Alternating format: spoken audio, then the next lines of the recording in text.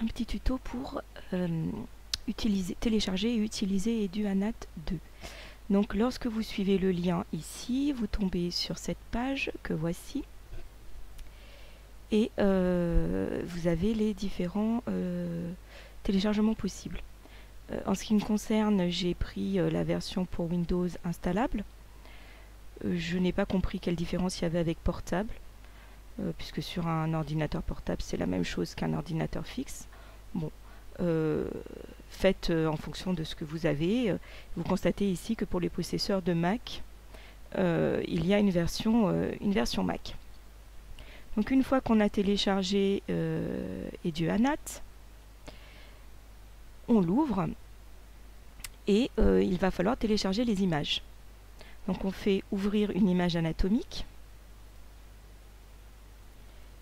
et on peut prendre IRM sujet versus silence anat, ou il me semble que c'est celui-ci que je vous ai donné. Donc on ouvre, on fait bien attention qu'on soit bien en point anat, c'est ça qui est le plus important. Donc la coupe qui s'ouvre est en noir et blanc. Vous avez trois types d'images. Une coupe transversale, c'est-à-dire que c'est comme si on avait coupé le cerveau de la personne du front vers l'arrière du crâne, et on peut monter ou descendre. Donc on voit au-dessus jusqu'à la calotte crânienne, ou en dessous. Vous voyez ici, c'est amusant de cette image, hein. On voit les yeux, les fosses nasales, et donc si on descend jusqu'en bas, on a le trou occipital et le début de la moelle épinière. Donc on va se replacer à peu près au milieu, voilà. Cette coupe-ci est une coupe avant-arrière.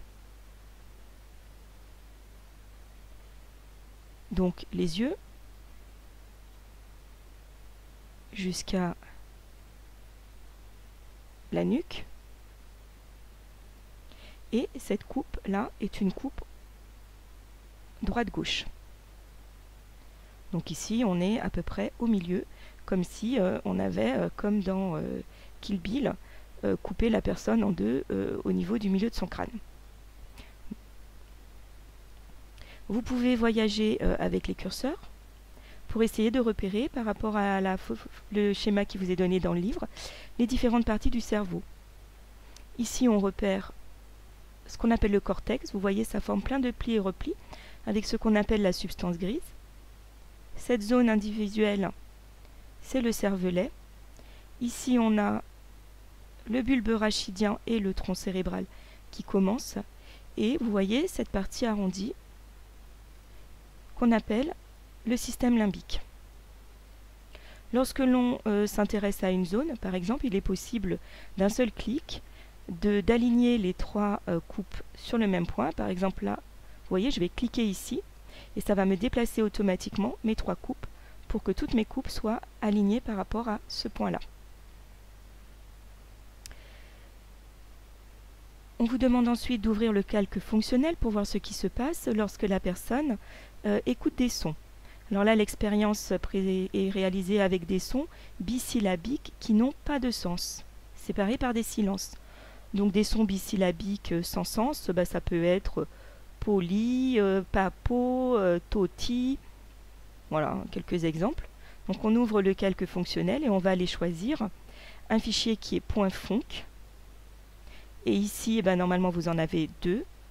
Bisyllabe versus silence, ou musique joyeuse versus terrifiante. Ça, c'est pour la deuxième manipulation.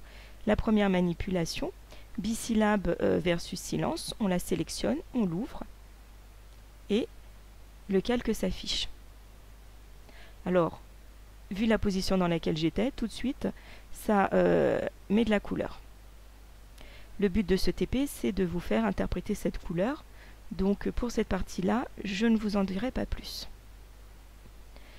Pour passer à la suite, il faut fermer l'image, ouvrir de nouveau une image anatomique, qu'on va reprendre la même que tout à l'heure. Alors pour éviter que vous ayez tout de suite les résultats, je vais voilà, placer dans une situation où j'espère je ne vais pas avoir tout de suite de la couleur. On ouvre le calque fonctionnel.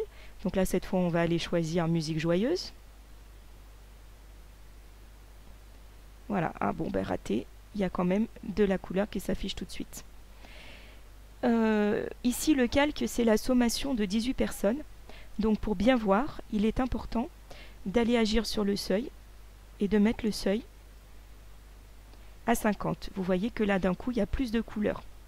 Donc de la même manière, vous allez voyager sur les coupes. Et le but du TP, là, c'est de mettre en évidence les différentes zones qui interviennent lorsqu'on écoute de la musique. C'est-à-dire qu'on écoute quelque chose qui, pour une personne, a du sens.